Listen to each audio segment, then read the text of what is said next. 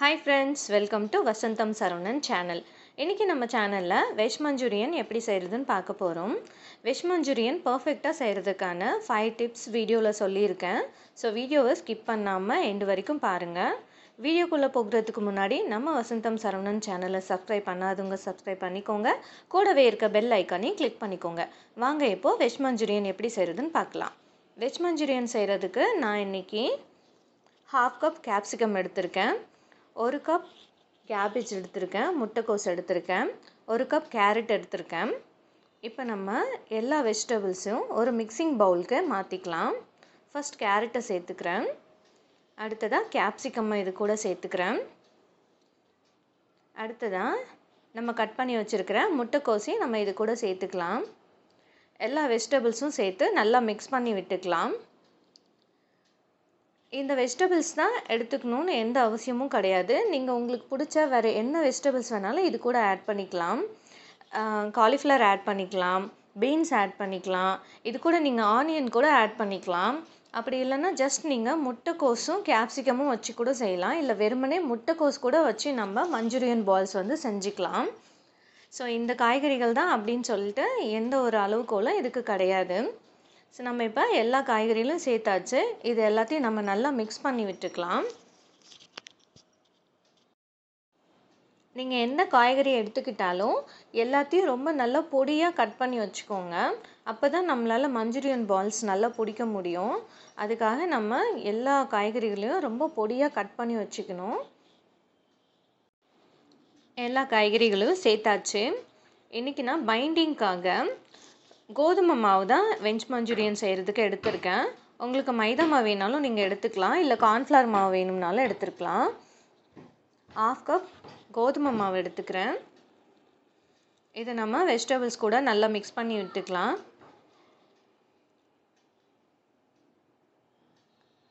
அடுத்ததாக 1 ஸ்பூன் இஞ்சி பூண்டு விழுது சேர்த்துக்கிறேன். இது கூடவே 1 ஸ்பூன் மிளகாத்தூள் சேர்த்துக்கிறேன். தனி மிளகாத்தூள் தான் நான் இதுக்கு சேர்த்துக்கிறேன்.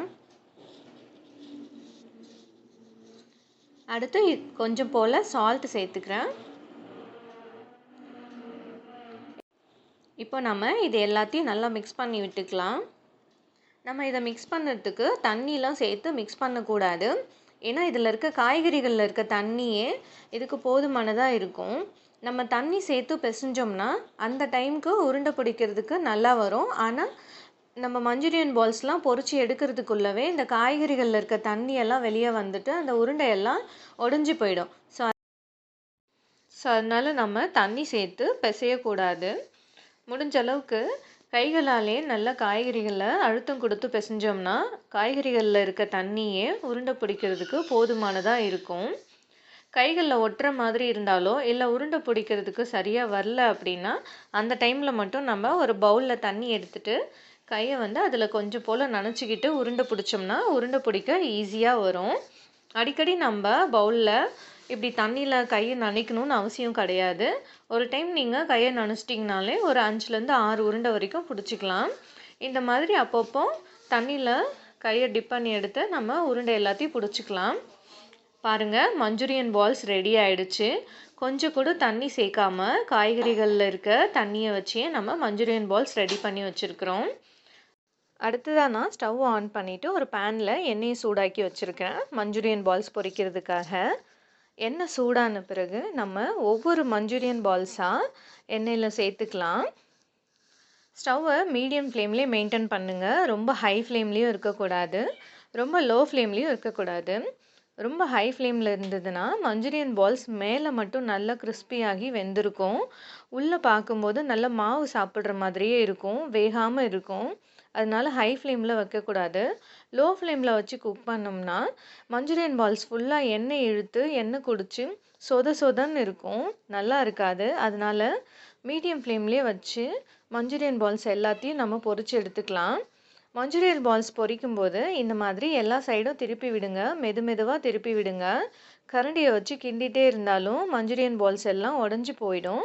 அதனால் பொறுமையாக எல்லா சைடும் நல்லா கிறிஸ்பி ஆகிற அளவுக்கு பொரிச்சுக்கலாம். இந்த அளவுக்கு ப்ரௌன் கலர் ஆகணும், கோல்டன் ப்ரௌன் ஆகிற வரைக்கும் நம்ம மெதுவாக பொரிச்சு எடுத்துக்கலாம். இதான் பர்ஃபெக்டான கன்சிஸ்டன்சி. இந்த டைமில் நம்ம மஞ்சூரியன் பால்ஸ் எல்லாத்தையும் எடுத்துடலாம். பாருங்கள், நம்மளோட வெஜ் மஞ்சூரியன் பால்ஸ் ரெடி ஆகிடுச்சு. பார்க்கவே எவ்வளோ அழகாக கிறிஸ்பியாக இருக்குன்னு பாருங்கள். நம்ம அதிகமாக மாவு சேர்க்காததால் பார்க்குறதுக்கு நல்லா கிறிஸ்பியாக இருக்குது. அடுத்ததாக நம்ம மஞ்சூரியன் செய்கிறதுக்கான கிரேவி ரெடி பண்ணிக்கலாம்.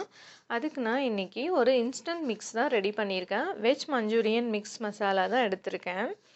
நம்ம இப்போது இதை ஒரு பவுலில் சேர்த்திக்கலாம். உங்ககிட்ட இந்த மாதிரி ரெடி டு மிக்ஸ் பவுடர் இல்லை அப்படின்னாக்கா நான் சொல்கிற மாதிரி செஞ்சுக்கோங்க.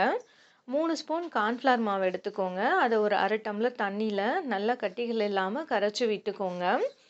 அது கூடவே 2 ஸ்பூன் சோயா சாஸ் எடுத்துக்கோங்க. அப்புறம் 2 ஸ்பூன் டொமேட்டோ சாஸ் எடுத்துக்கோங்க. 2 ஸ்பூன் ரெட் சில்லி சாஸ் எடுத்துக்கோங்க. அவ்வளோதான். இது நாலத்தையும் சேர்த்து நல்லா மிக்ஸ் பண்ணி விட்டுக்கிட்டு, உங்களுக்கு கிரேவி எந்த அளவுக்கு தண்ணியாக வேணுமா இல்லை கெட்டியாக வேணுமோ அந்த அளவுக்கு நீங்கள் தண்ணி சேர்த்துக்கலாம். நான் இன்றைக்கி 2 டம்ளர் தண்ணி சேர்த்துருக்கேன் இந்த ரெடி டு மிக்ஸில்.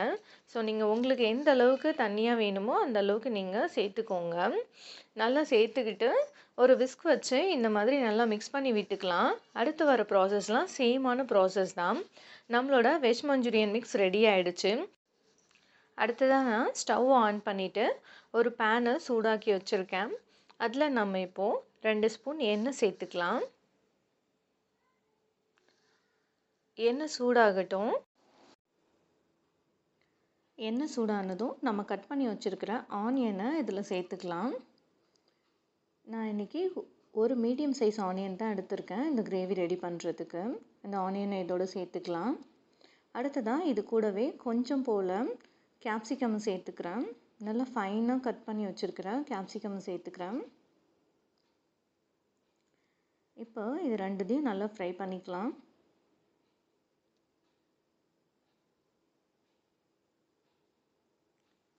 இந்த கிரேவி ரெடி பண்ணுறதுக்கு ரொம்ப ப்ரௌன் கலரில் ஆனியனையும் கேப்சிகமையும் ஃப்ரை பண்ணணும்னு அவசியம் கிடையாது.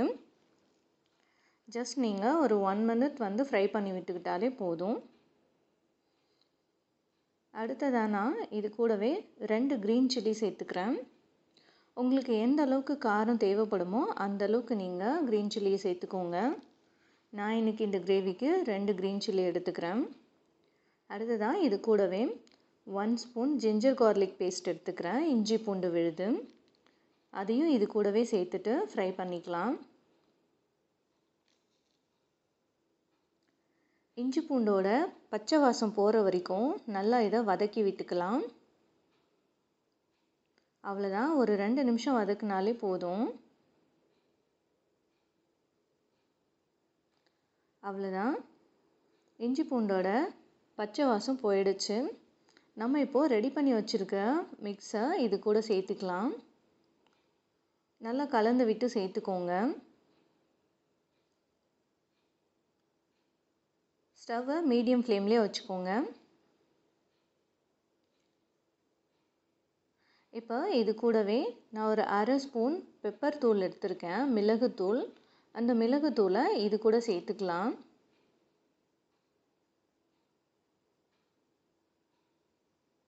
உங்களுக்கு இன்னும் கூட நல்லா ஸ்பைஸியாக வேணும், சூப் மாதிரி வேணும் அப்படின்னா நீங்கள் நிறைய கூட இன்னும் பெப்பர் பொடி சேர்த்துக்கலாம்.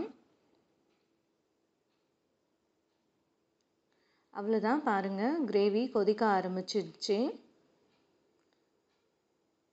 ஒரு 2 to 3 மினிட்ஸ்லேயே ரெடி ஆகிடும். இப்போ நம்ம வெஜ் மஞ்சூரியன் பால்ஸை எல்லாத்தையும் சேர்த்துக்கலாம் இந்த கிரேவியில்.